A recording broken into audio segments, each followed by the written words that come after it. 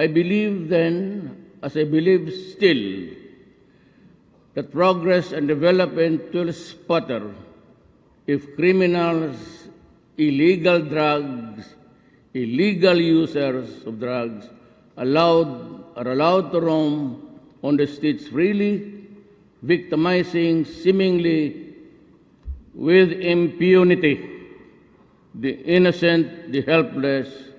Worse yet, there were times when in the past when the protectors of the people were themselves the perpetrators of the very crimes they were tasked to prevent or suppress. It is ironic as it is madness. I have learned that the economy surges only when there is peace and order prevailing in places where investors can pour their capital and expertise. I have learned from experience in Davao City that investor confidence bolstered and fortified only if a potent force and mechanism for protection of local and foreign investments are in place. That is why I have resolved that no matter how long it takes, the fight against illegal drugs will continue because that is the root cause of so much evil and so much suffering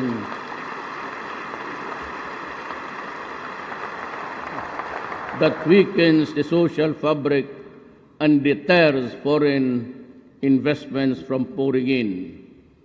The fight will be unremitting as it will be unrelenting.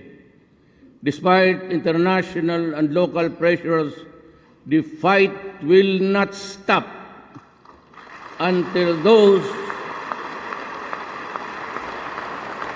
who deal in it understand that they have to cease, they have to stop, because the alternative are either jail or hell. And I will make sure, very sure, that they will not have the luxury of enjoying the benefits of their greed and madness. I do not intend to loosen the leash in the campaign or lose the fight against illegal drugs. Neither do I intend to preside over the destruction of the Filipino youth by being timid and tentative in my decisions and actions. To the critics against the fight, your efforts will be better spent if you use the influence, moral authority, and ascendancy of your organizations over your respective sectors to educate the people on the evil of illegal drugs, instead of condemning the authorities unjustly, blaming for every killing that bloodies this country. But don't get me wrong, I value human life the way I value mine.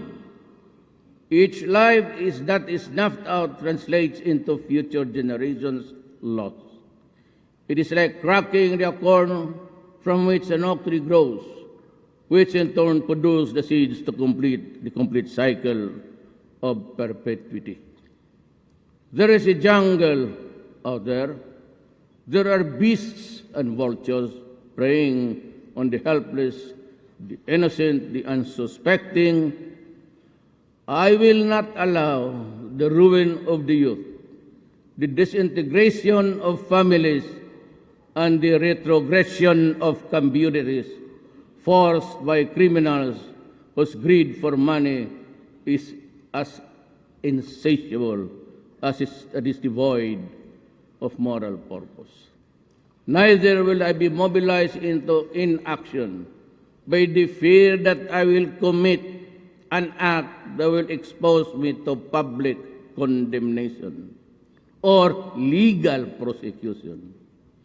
You harm the children in whose hands the future of this republic is entrusted, and I will hound you to the very gates of hell.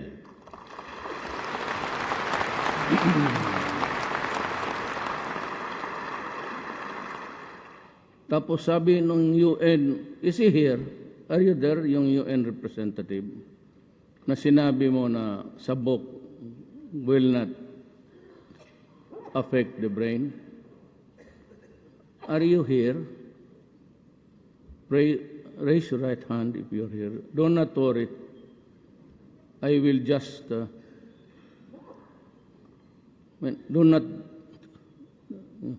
the word delude us into yung mga ano ninyo na but we know every day that one family rape, dalawa, all are dead. Then you trivialize it with human rights and due process. Okay ako dyan. When you go into an anger, when you burst with rage, okay yan. But with so many killings as brutal and as cruel as what happened, if you add human rights and due process, you stink and your mouth smells. If you want to criticize, condemn the act, stop there.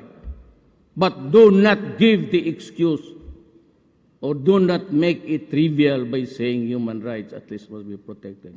Yan ang pinakabugok magawa ng isang tao. When you criticize, stick on one topic. Then you find an event where you can talk about human rights and due process. But do not talk about it at the same time when there is a carnage and you begin to blabber, talk about human rights. Lalong nagagalit ang tao. May namatay dyan, nakalak mo sino man. What have you done in the name of human rights? 77, you have the records. You can summon the police. 77 before I became president. All drug-related, 77,000. And you trivialize that with a conference. At saka pumunta dito, ang tatanungin, yung nasa prisuhan. Na pinriso dahil just imagine, I challenge you. You want a debate in public? Okay, we'll have it. I will challenge you how also you trivialize the thing by binibigyan ng importansya si Dilima. You will all hear, you conducted the investigation. You heard the witnesses. You saw the videos. Is she a credible woman? Can she be a moral person? Hirap. Puro kayo drama dyan sa...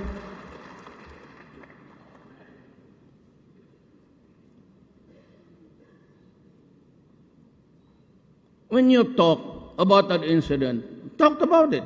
Then condemn the police. But do not connect it with due process and human rights. Magbuka kang gago sa harap ng Pilipino. You know why I got this rating? I could not be brighter than you. And my work is not more important, or your vocation is not less than mine.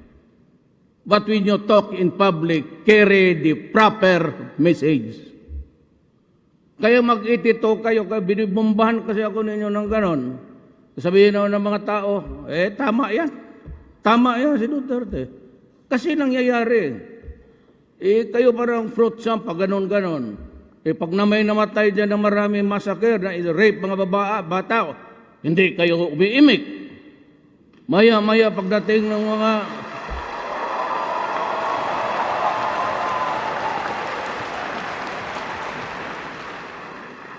Pagdating nitong mga Western expert ko, no, you give them so much premium and importance. Puta, saan ba ang utak ninyo eh? That a victim, you know,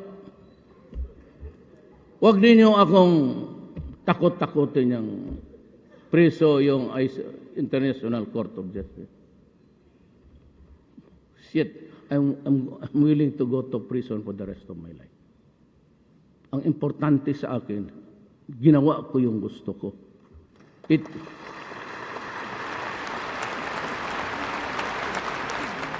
But when the time comes, kung malasin ako, pupunta ako sa prison, do not worry about me. I can take it. Nung maliit pa ako, labas rin pasok ako sa... Wala pa yung Luni, Pangilinan, labas-pasok na ako sa prisuhan. Kunin yung record ninyo sa police doon sa Davao. Takutin. He will be prosecuted. Hoy, abogado ako. Well, because I will insist. Sabi ko nga, everybody is entitled to come here and question me. But I have to question you also. At para magaling, let us make it official. We go to court. We tell the judge that we are hearing by an international body. Can we have it judicially recorded? And now we place them under oath. Mahuli kung matalaga yan sila.